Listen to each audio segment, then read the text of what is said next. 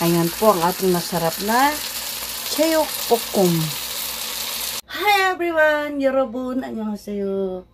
Again and again, welcome to my kitchen. Welcome to my YouTube channel.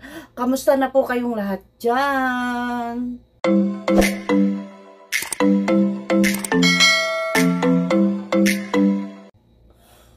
Today guys, bawal muna ang diet. As in diet. Bawal. Dahil masarap po ang ating lulutuin today. And syempre, hindi lang para sa iyo ang video na ito. Para sa buong family. Kaya guys, mula sa umpisa hanggang matapos ang ating video, huwag na huwag kayong aalis. Dahil sure na sure, magugustuhan ninyo at swak na swak sa inyong tiyan kapag sinubukan ninyo magluto ng 제육볶음. Oh, napakasarap. Ini-imagine ko pa lang guys, talaga naman, magugustuhan ninyo. Oops!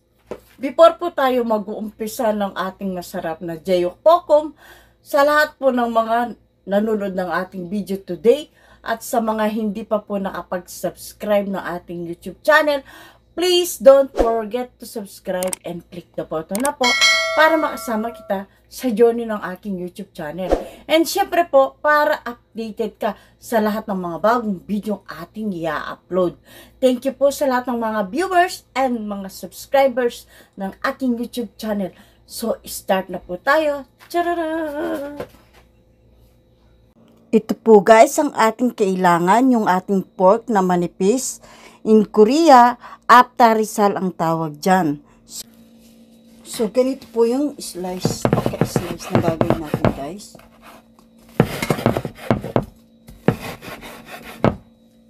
So, ganito po. So, ayan.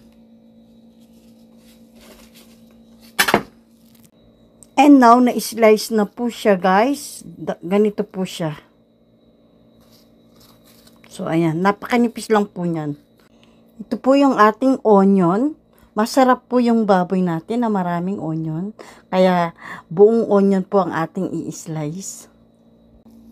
And now, slice na po yung ating onion.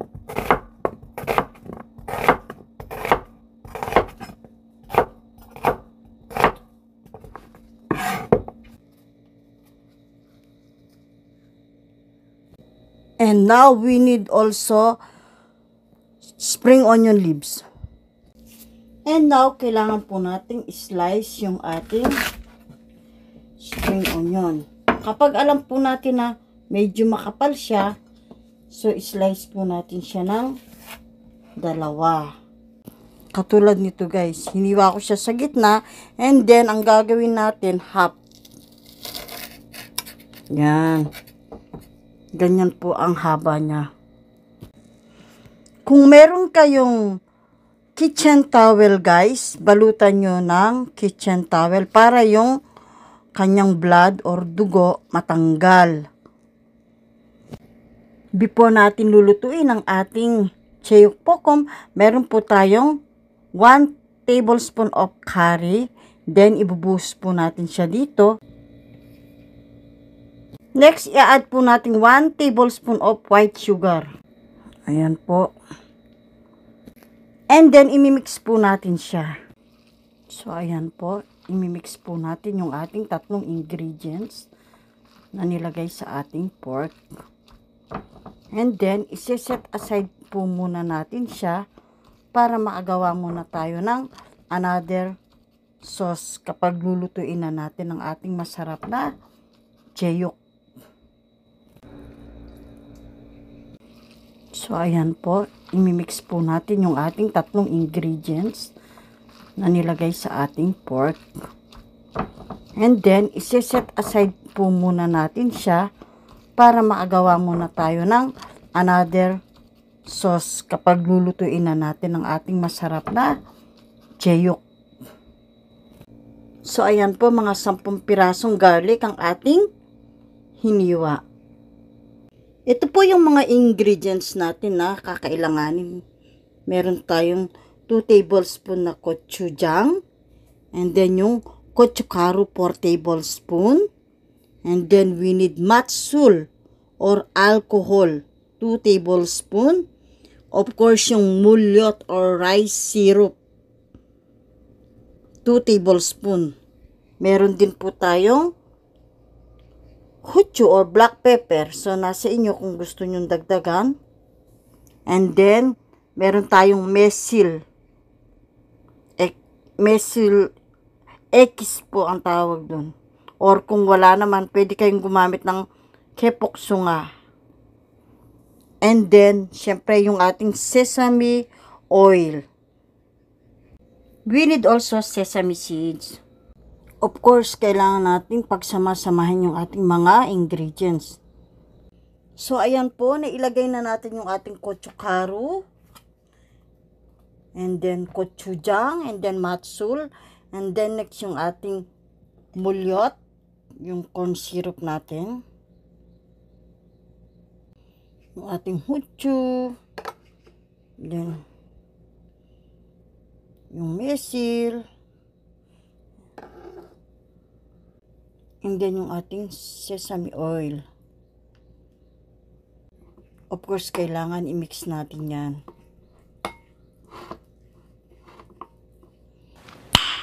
Nice. And now, maglagay tayo ng kaunting cooking oil. 3 tablespoon of cooking oil sa ating fry pan.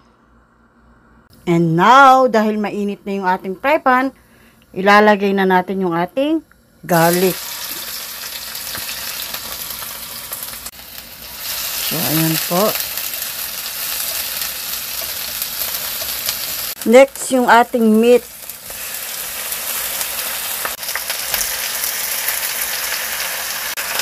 So, ayan guys. So, of course, kailangan haluin natin ang ating masarap na baboy. So, ayan guys. Hintayin muna natin siyang maluto. Kailangan i-mix-mix po natin muna siya.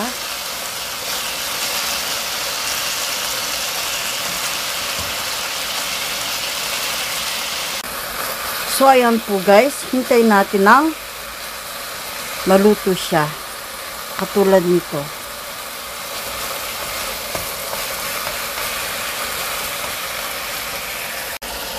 We can add 2 tablespoons of soy sauce. Yan. Next are onion. Yan. Masarap po, maraming onion. Of course, imimix muna natin siya. Next guys, ilalagay na natin yung ating sauce.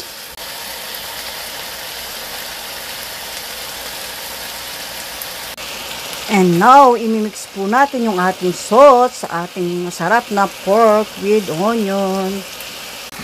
So, ayan guys, kailangan ma-mix natin ng maayos. And then, hinaan lang po natin yung ating apoy para hindi siya masunog.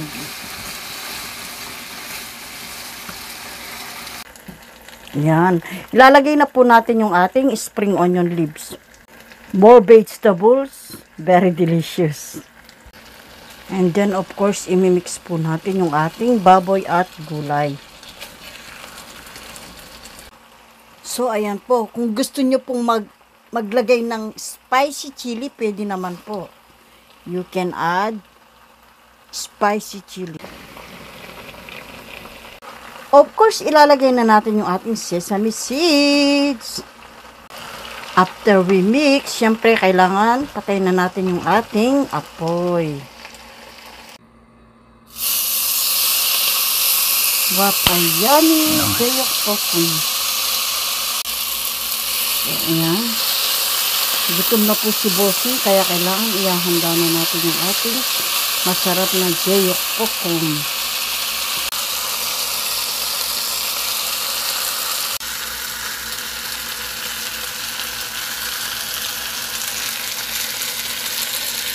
And now, maglalagay pa tayo ng kaunting sesame seeds.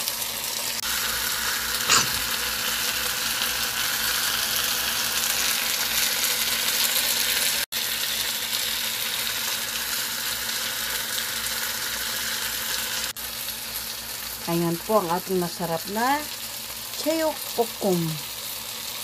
You can add spicy chili.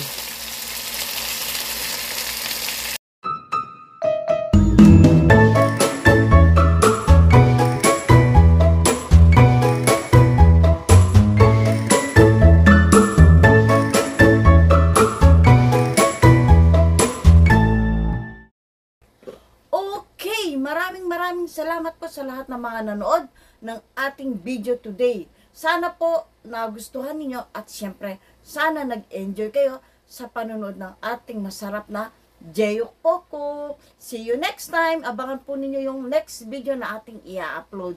Thank you and I love you. God bless you all.